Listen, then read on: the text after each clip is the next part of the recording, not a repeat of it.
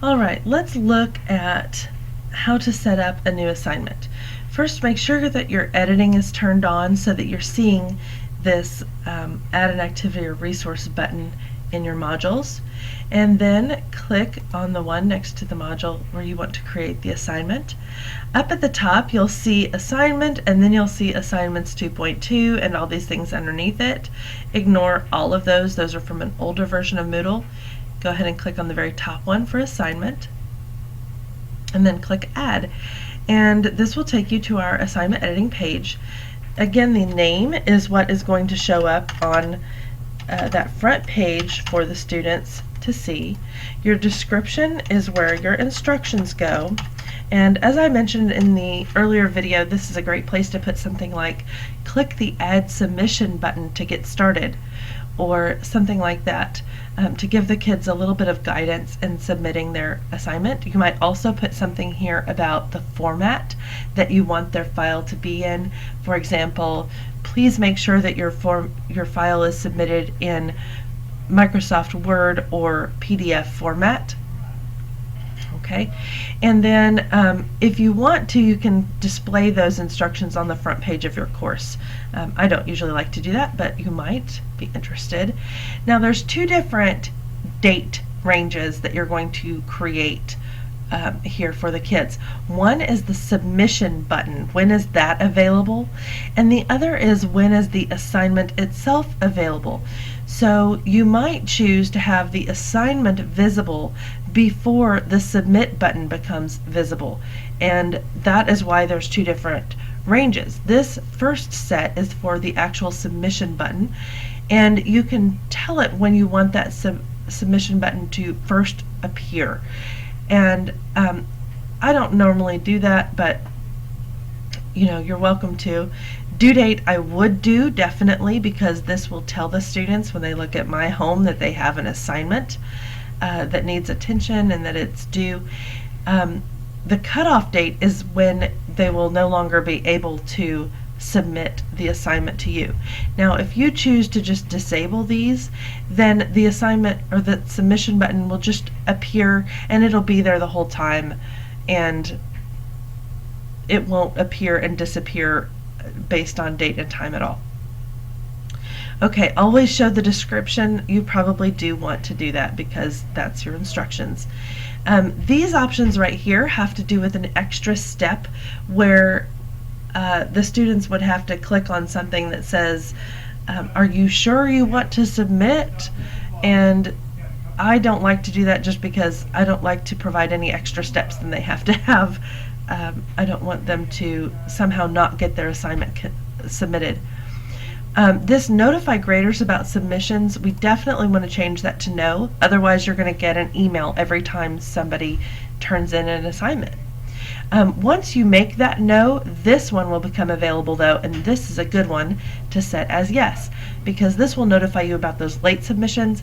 So even after, if you've graded everything that's in there and somebody turns something in late past the deadline, or I'm sorry, past the due date, then you'll get an email to let you know that it's come in.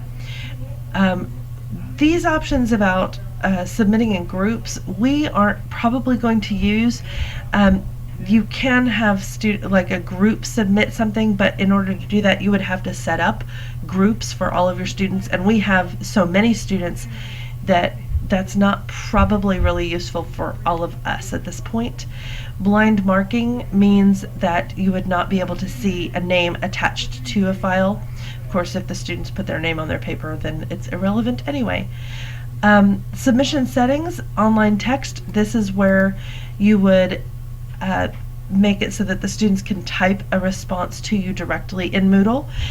This is also the really good one for having the students paste a URL to a digital product or to a Google Docs document or spreadsheet or PowerPoint or something like that. That's really good for online text. File submissions means that they can send you a file, and then you can choose how many files they can submit to you. This submission size may be of concern to you if they're submitting something other than like a Word document, because if their files get large, they may end up with a problem with their upload size. But this right here is only going to go to the maximum allowed by the course, and that is set in the course settings, and that's somewhere different. So this isn't going to help you a lot if you need to raise the limit of the file size that they're allowed to submit.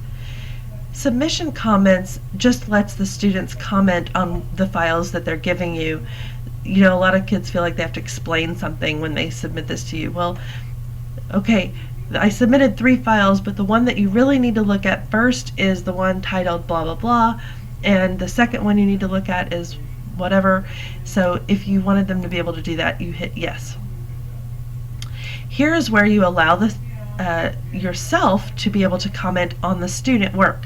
So if you say yes, then you'll be able to give comments back to them. These right here with the offline grading worksheet and the feedback files have to do with you giving files back to students, and most likely you're not going to do that, but if you're interested in that, come see me and we'll work on that together. The grade is going to be probably 100, although we do have some scales in here. I would not use the competent one. I don't even know what that's in there for, but the complete incomplete might be useful for you.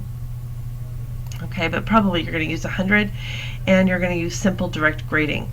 Under group mode, it is important that you choose separate groups so that you can view just one class at a time.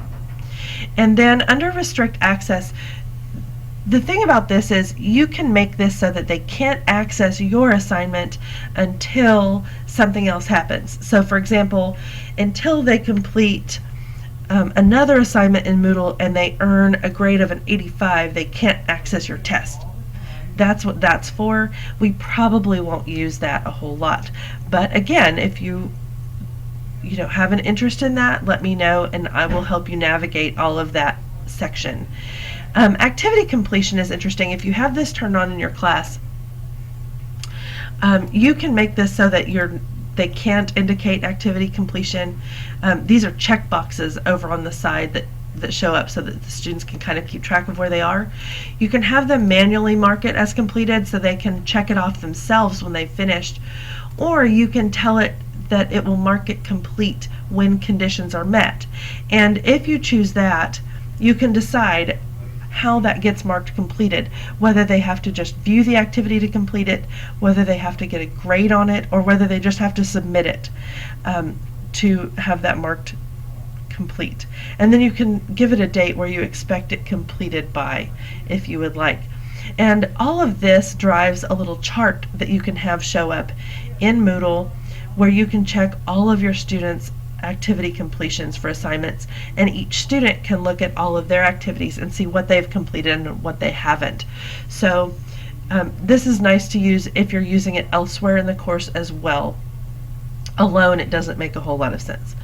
Okay, and then you just hit save and return to course and your assignment will be created on your page, and here is mine with its little icon, and there's my title.